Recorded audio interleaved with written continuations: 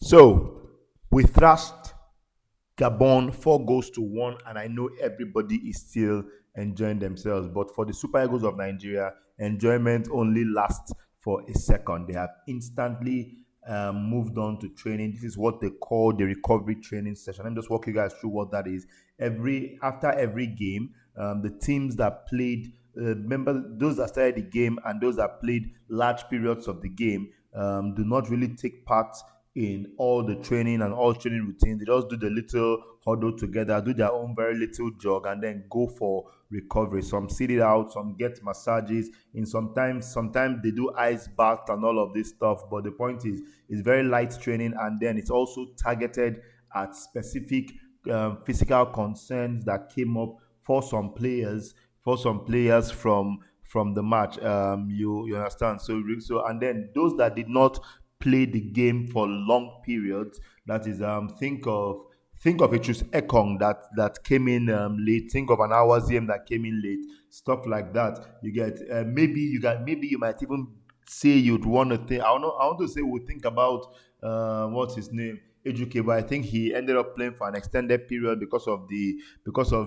extra time that we went on. But that's what the recovery training is. Now back to what matters. Super Eagles of Nigeria have had a very interesting camping season. Remember, a very interesting camping season, starting with the much publicized strike from the players to demand better working conditions. They had to borrow a leaf from ASU, hold the federal government to ransom, and push their demands, of which, from understanding of things, things have been settled, and they got back to training, and they also did justice, and they did justice against Gabon, beat them like thief. May not be say anything remain, but I mean now they raised their heads. They've shown us that training or no training, they are committed to this task, and they actually want a chance at being at the World Cup. And personally, for myself, I just want to go and collect Mexico visa and go and cover this team over there, because made that one they go like that, because our US they US Mamanla with it, they craze. But moving on, Victor Osimhen was basically had a large massage session during this recovery training. As you can see, they get to move the ball. So it's basically the same drills that they would have done if they had the entire team together. But this time it's just the players that didn't take part in the game, or that played just a little part of the game. But I want to walk you guys through something very, very fast. I mean, as a fallout of the strike that they did, we saw a video that broke today from the National Sports Commission that a League of Business Owners, coordinated by the Sports Commission, came together and promised, I think it was $30,000 per goal, and $120,000 was given to the players in the dressing room right after the match. And now we understand better why we were seeing dancing, why we were seeing dancing up and down. But somewhere later, maybe just after this, I post this video, I'm going to drop an interview I did with the much knowledgeable, much experienced, a veteran journalist of over 26 years, Shino Okeleji, where we dissected performances from the last game for the Super Eagles of Nigeria, dissected team spirit, dissected expectations, dissected Eric Shell's time as manager of the Super Eagles of Nigeria, and also talked about the early reactions, some of them seriously unsavory reactions that followed his initial appointment. But a quick summary of what was discussed basically points to the fact that this team has been able to form themselves into a unit, forge themselves into a unit, and surprisingly, according to Shino, the team is still not performing at the standard that Eric Shell wants. So if we take Shino's word for it, well, he referenced the way they set up, the way he wants them to play. If we take his word for it, then that means that as fans of the Super Eagles, we are going to be eating very, very good very, very soon. We pray that this team gets the playoff opportunity. We pray that they go all out and they are able to find their way and win that and get all the way to the World Cup. But first of all, what's in front of us is DRC. As you guys can see, the players that did not play for a very long time but played the game. Example, that's Samuel Chukwueze. He was withdrawn early was withdrawn early in the game alongside Ademola Lookman, and then those that also replaced them. You can see Ejuke also doing the jogging and all of that stuff. That's their own recovery training. So recovery is targeted to particular players based on your level of involvement, your level of fitness, and what the physical training team or medics think that they need to get you ready for the next game. The next Super Eagles training is going to be tomorrow, but even without being told, I know it's going to be a closed door training session where the coach and his team will perfect their tactics and preparations for the winner take all game that we have against Gabon. On your screen is the head coach of Remo Stars, Daniel Ogunmodede. He was recently in the news. However, he resigned, he no resigned, he has left, has not left. But Remo Stars has come out to say that he remains the coach of the Remo Stars senior team and a very, very serious part of the project. Stanley Nwabali did not also take part in the training session. Remember, he kept in goal. So technically, his own recovery training session, he do it for bench. You have the two other goalkeepers, Maduka Okoye from Udinese, and we also have Amas Obasogi doing their training drills and all of that stuff. But that's it. The good part about this is that we have good goalkeepers in the Super Eagles, and it's beautiful to see that we have trusted hands that we can call on. I know that there was an initial campaign left and right, but let's not talk about the campaign for national peace. To reign. That's Frank Onyeka doing his own targeted recovery. Now, back to the game yesterday. Everybody has picked who. So I'm just talking you guys through this training session because I don't want to put that music you guys used to break my head over, and I can't just put any song. If not, all of my hard work gets wasted because YouTube won't let me post it, right? So back to what I was saying, talking about the game yesterday. Everybody has pitched their tent and decided who was their man of the match, who played the best, and all of this and that. And I agree. We all have our rights to decide who was the best player for us. But I think that if we settle down and look at it, first of all, Shino says that there was no best player. I'm like, walk me through it. He said the only way that team gave what they gave yesterday is if everybody stood in the gap for everybody. So it's easy to single out maybe an Osimhen or a Benjamin or this and that and say, oh, you're the best player on the day. But Shino believes that without everybody actually coming to the party and dishing out 100%, we would not have had this celebration. He said if it was not possible, if it didn't happen, by now I would have been in Lagos. I would have been in Lagos back to my photography studios to continue pushing it. So I totally understand what he's saying. But I just want to single out a young man, Benjamin Frederick, and give you guys a story of his journey. I mean, NNL, MPFL, under 20, and then it just kept on going. I mean, his story of meteoric rise is something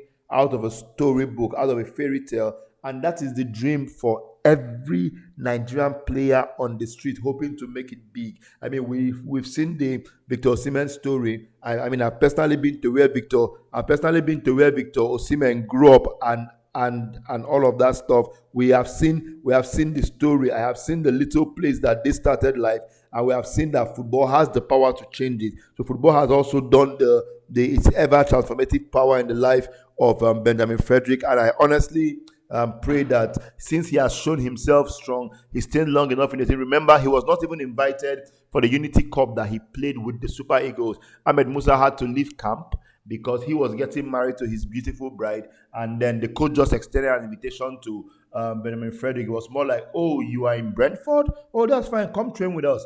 And the rest, they say, is history. He came to train. The coach was massively impressed, gave him a game at the Unity Cup, and ultimately, he has shown that he deserves to stay in the national team, and that's beautiful. Another young player that was meant to be spoken of in this same category in centre back was Olisanda, Orlando Pirates, but his battle with injuries never gave him any chance to have a serious run with the team. So all of that, it's left to see. After all, the coach has said that if you're playing at club level, you're playing well, you have an opportunity. I'll come back to that real quick to try to explain that to you guys with a couple of examples. But we pray that Benjamin Frederick is going to have his time here. Away from the group recovery sessions, we have Samuel Chukwueze and the physio. They did targeted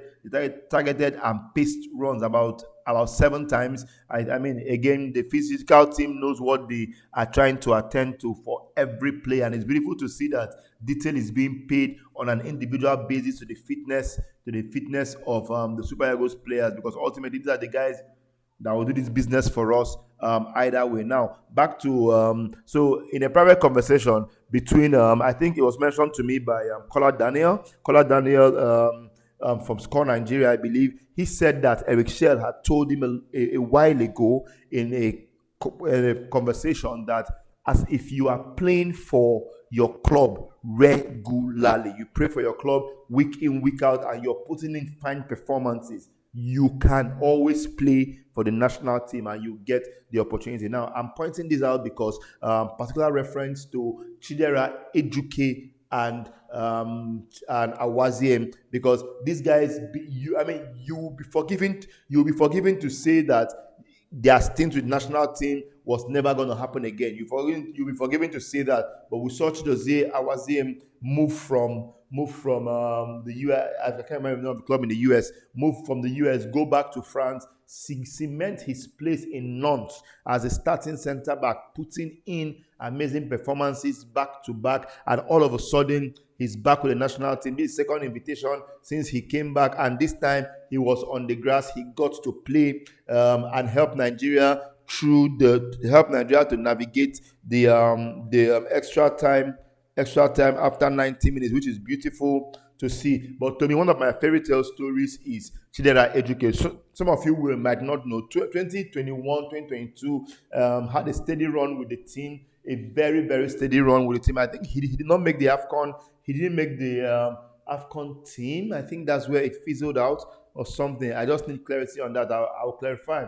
But I think that's where it fizzled out. 20, I will sort that out. But I mean, I remember when we wanted to play the game against Cape Verde away, and something came up, and a lot of players had to go back or something. I can't remember. And then we had Victor Osimhen. We had a couple of players left, and I remember Osimhen made a comment. I think he told me that time that he follow Ejuke talk, because him no say if Ejuke won't play ball, Ejuke alone he win this game for us. You get, he's that skillful. He's basically like, I mean, on the spot, face me, I face you, 1v1, probably the best 1v1 dribbler in camp. I don't mean running with the ball and beating someone. You stand there, I stand there, I put the ball for leg, I dribble you, beat you, finish. That's your Chidera Ejuke. He delivers 100% over and over again. So I really hope that, and this time in his second coming, he was able to get his first ever goal for the Super Eagles of Nigeria. It's just beautiful to see, and I pray that this time, long shall he